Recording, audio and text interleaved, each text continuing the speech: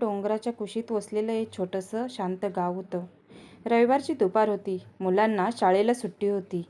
गावात थोडी शांतता होती. असं वाटत होतं की सगळेजण शांत बसले आहेत. घराच्या अंगणात मुलं मुली खेळत होते. कुठेतरी शेणाच्या चुलीवर धूर उठत होता.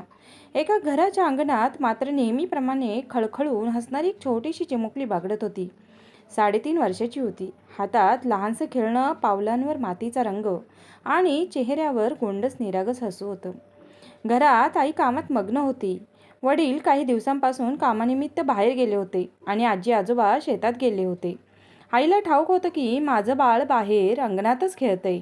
काहीही काळजी नाही. प्रत्येक आईला जसं वाटतं तसं तिला पण वाटत होतं. घरातील कामात छोट्या छोट्या गोष्टी, धावपळ आणि मधूनच बाहेर पाहून मुलीकडे नजर टाकणं. पण दुपार सरली, सावली लांब झाली, सूर्य थोडा झुकू लागला. आईने पुन्हा बाहेर बघितलं, पण अंगण रिकामं होतं. कुठे गेलं असेल? कुणाच्या घरात गेलं असेल का? मनात एक छोटासा प्रश्न आला. पण तरीही तिने विचार केला, बाळ आहेच, 2 घरावर गेलं असेल. पण मिनिट जात होती.